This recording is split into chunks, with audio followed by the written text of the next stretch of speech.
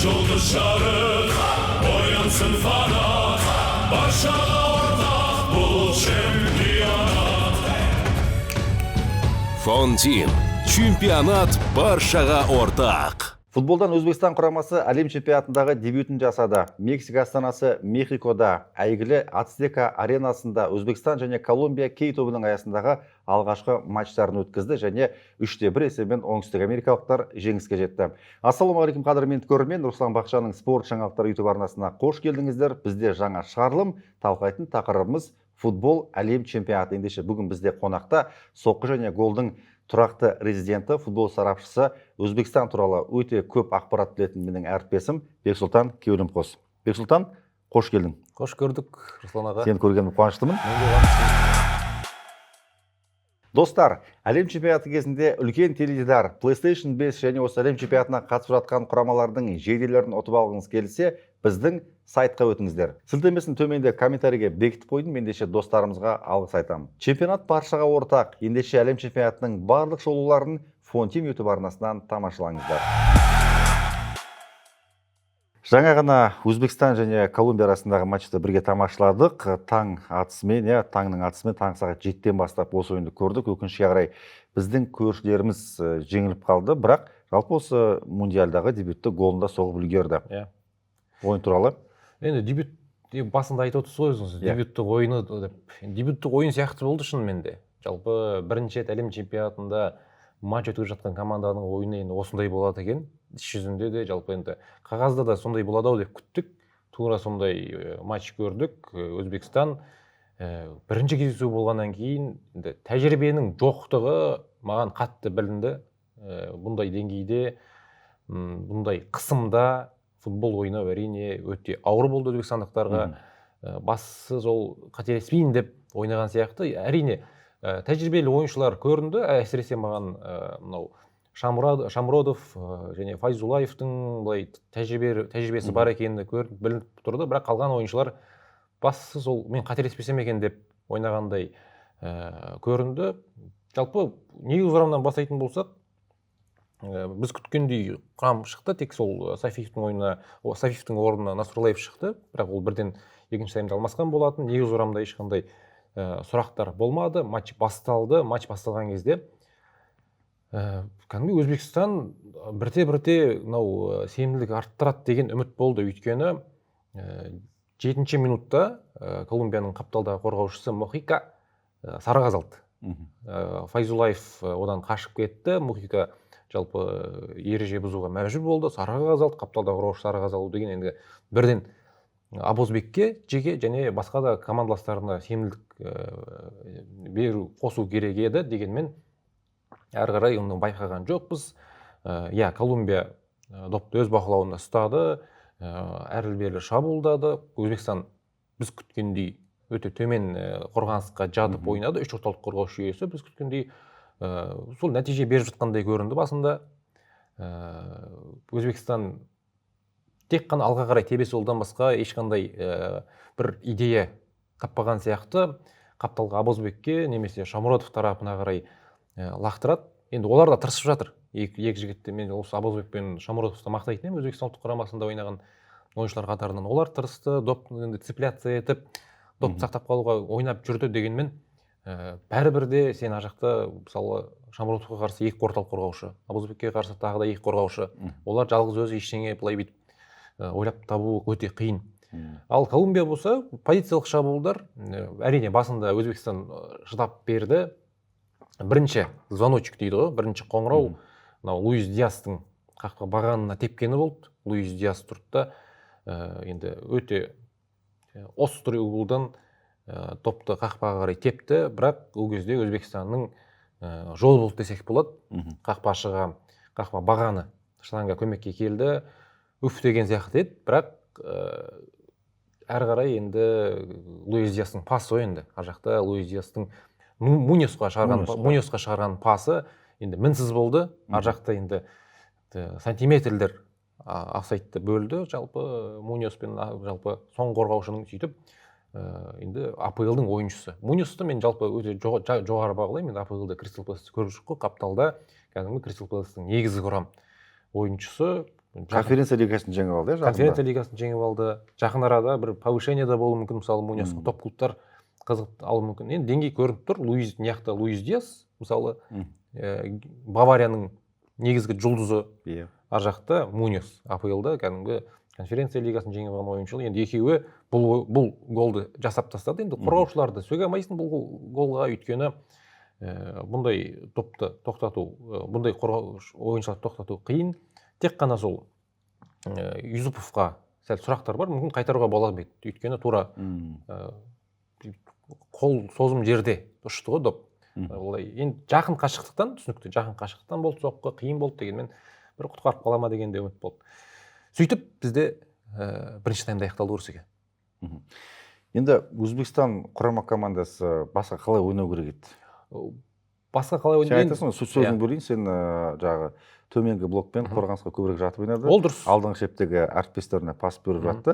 Яғни Шамуратовтар допқа таласып бір шабуылдар ұйымдастыруға тырысу керек еді деді. Басқа қалай ойнау керек еді? Ашылып ойнаса? Сұрағыңызға жауап берейін. Екінші таймдағыдай ойнау керек еді. Голға дейін қалай ойнады? Мысалы, голға дейін 1-0 есебі кәдімгідей, сонымен қоса үзіліс, пауза, қайтып бәрін қорытынды жасап, енді жігіттер 1-0 жеңіліп жатырмыз. Бізде бір нәрсе өзгертуіміз керек, бұлай жалғаса беруге болмайды деген сияқты түсінген сияқты.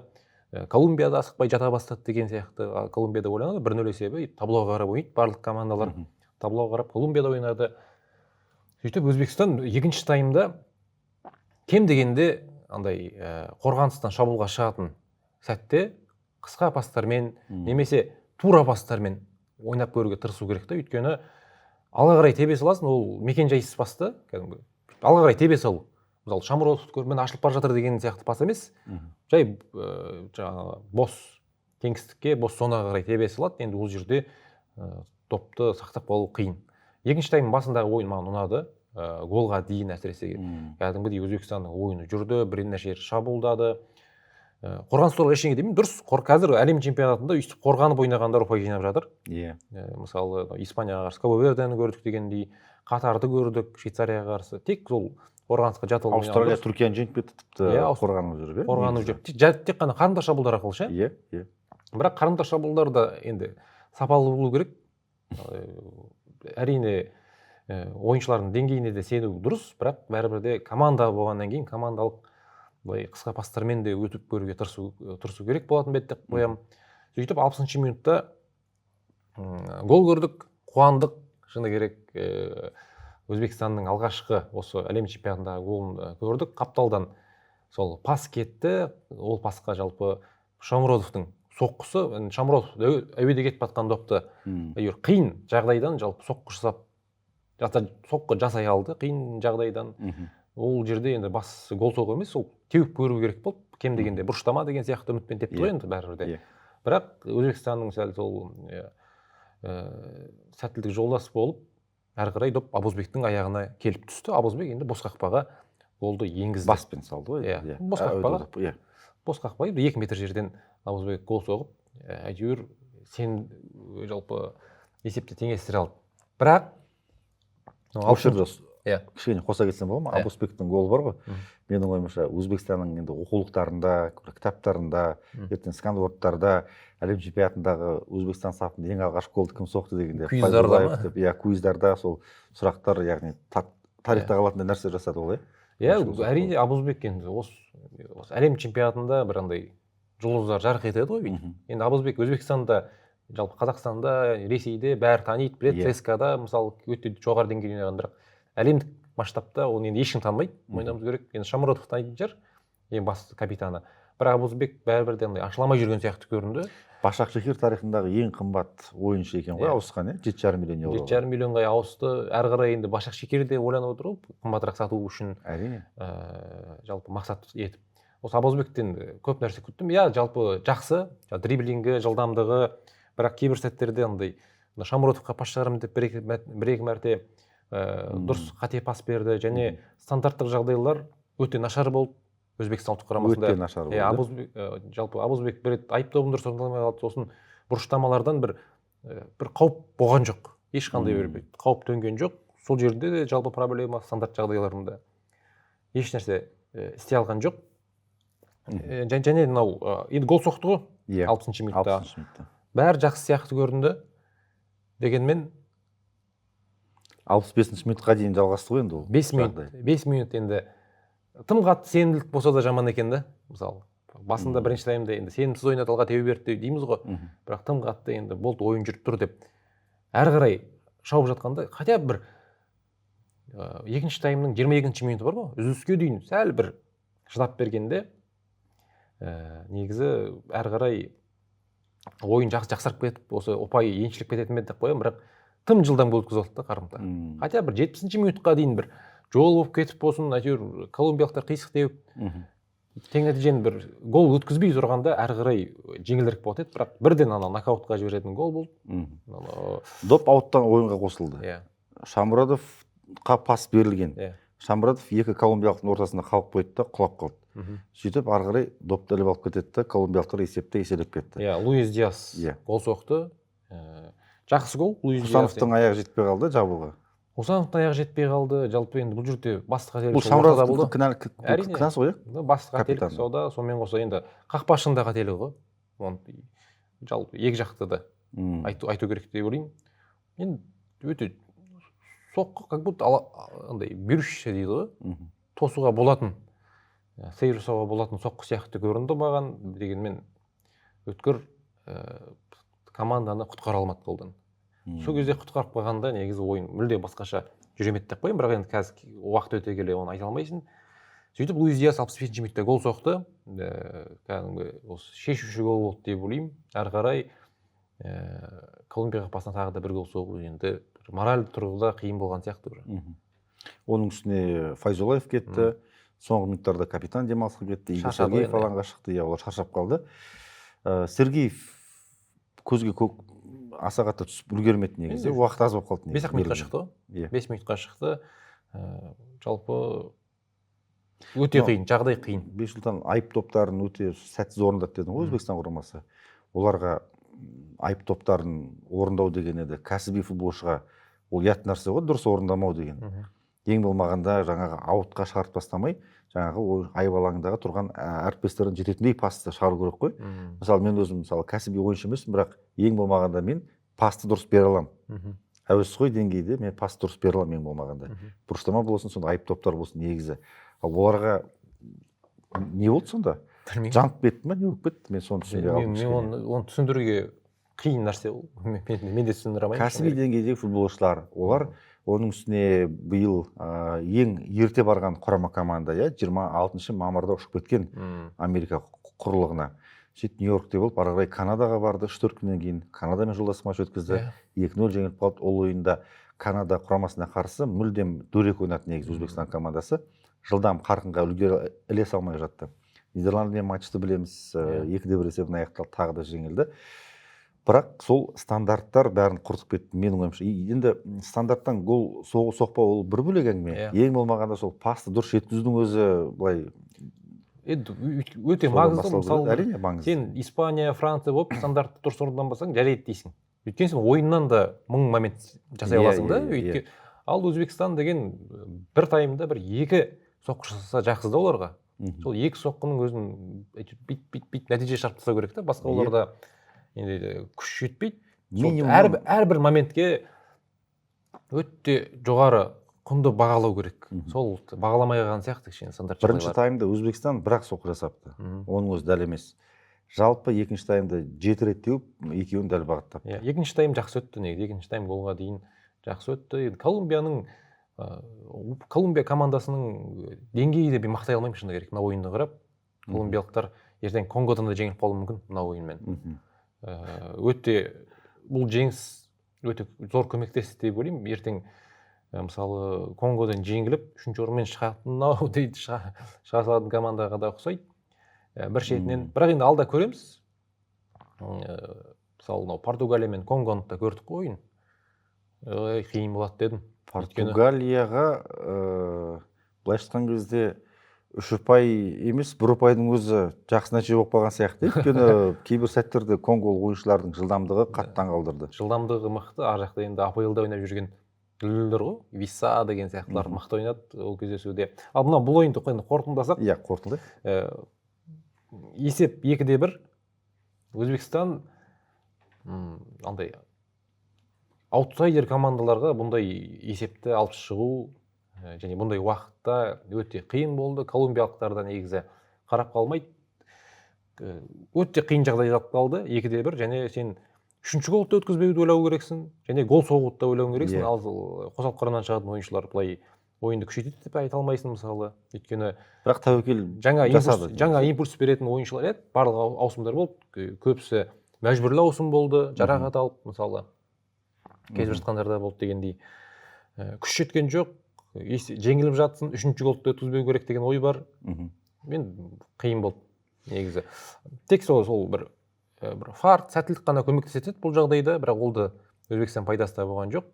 Сөйтіп, үшінші голды жалпы ойынның нүктесін колумбиялықтар соңғы секундта қойды ғой.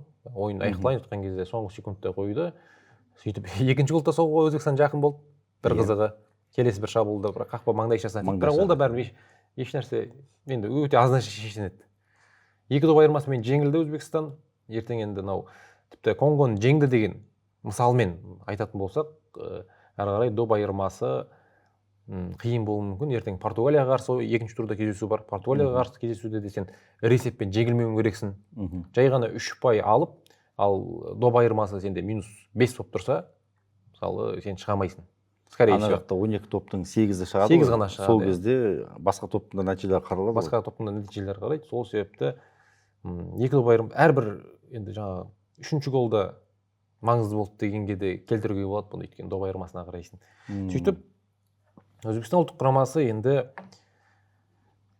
былай айтқанда біраз Колумбияның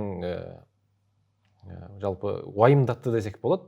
Колумбиялықтарды ұпай жоғалтып ала ма деген қауіп болды оларда, қауіп төндірді дегенмен жеңіліс. Колумбиялықтарды мақтамаймын. Колумбиялықтар ойбай мықты ойнады, колумбиялықтар ширек финалға шығатын команда екен деп те былай айту қиын. Керісінше Конгоны мақтауға болады. Мысалы, Португалия Конго ойын осы топта ғой екі командада. Енді португалиялықтар келесі кездесуде енді жеңілетіні түсінікті сияқты. Ешқандай, өйткені Португалияға 3 ұпай ауадай қажет. Керек болса Роналдуды ауыстырып ойнайды. Олар ашулы болып шығады. Ашулы, енді масқара. Роналдудың гол соғатын уақыты Өзбекстанға қарсы болатын сияқты. Енді Португалияға қарсы шанс жоқ шыны керек. Колумбияға қарсы бір үміт болды. Матч алдына, матч кезінде Португалияға қарсы шанс жоқ. Ал Конгоға қарсы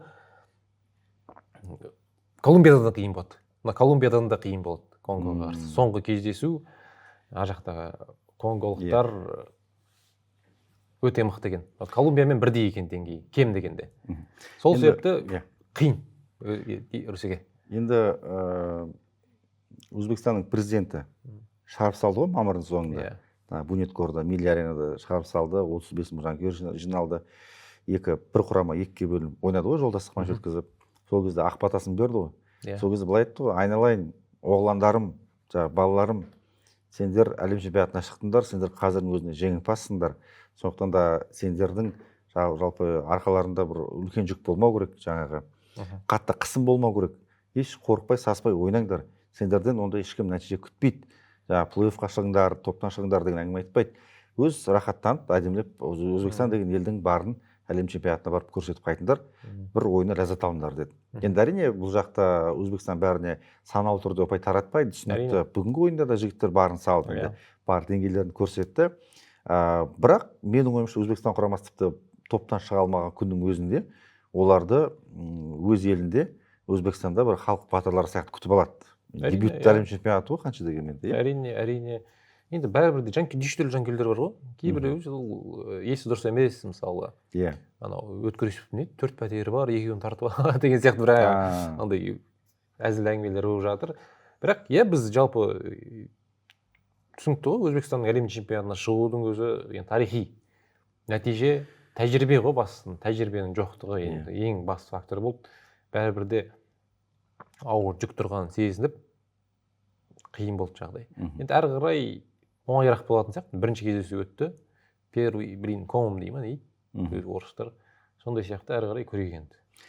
Ал енді бұл топта екінші ойын Өзбекстан Португалияға қарсы өтеді. Одан кейін енді Конго құрамасына қарсы өтеді. Сондықтан ойындардың барлығы оңай емес. Негізі өлім тобына түсіп қалған сияқты Өзбекстан. Бәрі бір-бірінен асып тұр ғой негізі. Енді бұл жерде Конгоның түскені қиын болды. Төртінші себептен ең мықты командалардың бірі түсті ғой. Бір Панама, Кабо-Верде біреу түскен кезде сұмдық. Тіпті Чехия, Босния және Герцеговина дегендер түссе де жеңілдірек бола ма деп қоямын іштей. Төртінші қоржыннан. Ал Гаити, Кюрасаолар түспей, жол болған жоқ. Өйткені Өзбекстанның өзі үшінші орында болды. Төрттен жеңіл түскенде 3 ұпай қалтада болатын еді деп ойлаймын. Оның үстіне енді біз әлі ештеңе шешілген жоқ қой. Кім біледі ертең Португалияны жеңіп кетсе, мысалы үшін. 1-0 есебімен. Одан кейін Конгоны 2-2 есебімен Конгомен тең түсіп қалса 4 ұпай жетеді, болды ғой. Плей-оффқа шығып тұрсың ғой. Доптамақ. Бәрі мүмкін. Енді менің айтайын деген бұл футбол мерекесі, бұл той ғой расында.